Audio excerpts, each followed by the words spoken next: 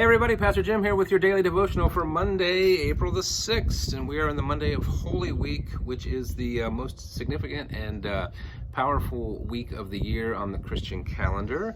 Holy Week takes us from Christ's triumphal entry on Palm Sunday into Jerusalem through the steps that he walks all through that week, everything he experiences and teaches his disciples through Maundy Thursday, Good Friday, and then, of course, the joy of Easter morning. But put Easter morning out of your mind for a moment, if you will, because I'm a firm believer that you appreciate the mountaintops more when you've traveled through the valleys and up the mountain to get to the mountaintop. If you just have mountaintop experiences in life, they're not quite as meaningful. There's nothing wrong with them, but they don't carry the weight and significance as if you experience the valleys along with the peaks, because life's like that. It's not all mountaintop. Hopefully it's not all valleys either. Hopefully there's a mix of both. An example I'll give you is it's a beautiful day today, sunshine, blue skies, a little chilly. But for those of us who have been here in Ohio all winter, today is just an absolutely gorgeous day that I think and believe we appreciate just a little more than our snowbird friends who have been south or west in warmer climates for the last 2 to 3 months. You know, if you experience the snow and ice, you appreciate the sunshine just a little bit more.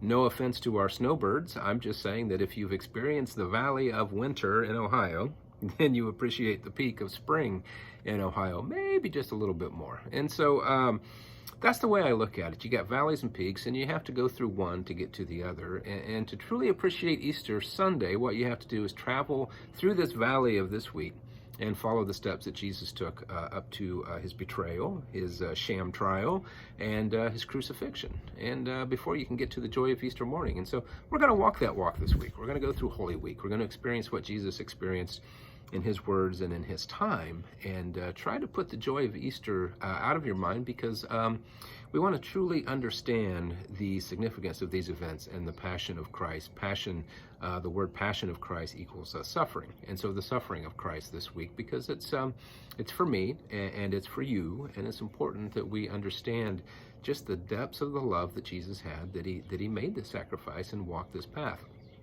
So we find out that when he comes in on Palm Sunday, it's a little late, so he goes out to Bethany with his 12. He gets up the next morning and walks into Jerusalem and goes to the temple, because that was what Jews were required to do, or where they wanted to be. And so when he gets to the temple, he finds out that the money changers and the merchants have set up a shop in the court of the Gentiles. Now, some people think that this is a one-time event told in two different ways, that Jesus cleared the temple one time. But the reality is, this is actually the second time he clears the temple. And so he had done it once before, and now he's going to clear the temple again. And they're in the court of the Gentiles. And what they're doing is, so to go to the temple, you have to pay a temple tax. Everybody pays it, okay? But in order to pay the temple tax, you have to have temple currency. This is a pretty good system they have going here. So to get temple currency, you have to convert whatever money you have into the temple currency. Well, guess what? They're going to charge you a usury fee in order to make that transaction. So the money changers are making a little bit of money off of that. And then if you're going to offer a sacrifice, it's very unlikely that you brought a sacrifice with you if you traveled a long ways. And even if you did, the priest knew which sacrifice animals were theirs and which weren't. And so if you brought your own animal to offer as a sacrifice, there's a good chance the priest might say, no, I see there's blemish right here. That's not worthy of sacrifice to God. And so you're going to have to purchase a different animal to sacrifice. Okay. So you go back out and you're going to get a temple approved animal to sacrifice, but guess what? You can only buy that animal with temple currency. So you're going to change more money into temple currency, and then you're going to buy this animal, which is way above market rate, and so you're going to pay more than you should for the animal. So now you've lost money on the usury fees, you've lost money on buying this animal, and now you're ready to go in and offer your sacrifice and worship. And Jesus says, no, we don't do this, because this is a house of prayer. It's not a house of business. This is not where we make a profit. And then he also says, you're preventing people from worshiping. You're putting a barrier in place for people to worship, and that's not right. And he talks about the temple and the house of his Father, the house of God. And he says, my house will be called a house of prayer for all nations, but you have made it a den of robbers. And he starts out by saying, it is written. And you'll see Jesus respond like that a lot of times through his life and ministry. When he's faced with a crisis, a question, or they're trying to trip him up or trap him in some way, he'll say, "It is written." When Satan tempted him in the wilderness, he responded to each temptation with Scripture, and he'd say, "It is also written," or "It is written." And so Jesus responded in that way, and appropriately so. We should not respond to questions and challenges in life. We should not respond to those situations simply with what I think. A lot of times people will say, "I think," or "I feel," and that's fine. But when you're talking about matters of religion, when you're talking about matters of Jesus Christ and God, it is better to say, like Jesus did, "It is written," to understand Scripture and how that justifies or does not justify the actions that we take or the opinions that we have. Okay? Now, do I have the entire Bible memorized? Yes. No, I do not.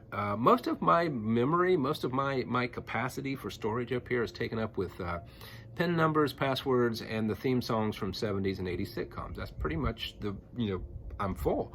And so Scripture, I have some memorized, some I don't. But I have an understanding of the Scripture. I have an understanding of the meaning. I have an understanding of the themes of the Bible. And when you go into the Bible, you can take a piece of Scripture and you can understand it in the context in which it was meant, and you can use it for your life's purposes. And that's important. And that's what we're expected to do. Are you expected to memorize the whole Bible? No. Are you expected to be able to take a situation in life and compare it to Scripture and God's plan and determine right and wrong? Yeah. And don't get me wrong, there's some gray areas. There's some areas of interpretation and debate that you'll have about certain things going on. But you always compare it against the major themes of the Bible and how that shakes out in the commandments that Jesus has given us. And so it's important to know and understand Scripture as best you can. It's important to spend time in the Word. It's important, if you're going to live a Christian life, it's important to understand the man from whom we base that life on, and that is Jesus Christ and his teachings. So it would be hard to be a professional in life. It would be hard to be an attorney if you don't go to law school and study the law. It's hard to be a Christian if you don't look in the Bible and study God's Word.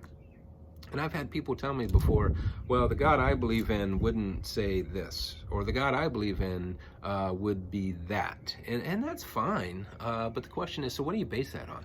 Because I had a young lady one time who had an undergraduate degree, and she was in seminary, and she was working on her MDiv, and we were in a theology class, and we were talking about atonement. One of the things she said was, yeah, that doesn't work for me. So here's what works for me. And she had an opinion that was based not at all on Scripture, just her own thought. We can't do that. As we go through this week, we have to understand that Jesus is fulfilling prophecy that has already been written, that he is following what is written and expected of him, and there's a purpose and a reason for everything that he does. So I hope that you'll walk with me through this week, this important week. We're going to go through the whole week. We'll talk about Monday, Thursday, and the importance of it. We'll talk about Good Friday, and yes, eventually we'll celebrate and worship together on Easter Sunday. But first let's get through this valley, okay? God bless, and I'll see you tomorrow.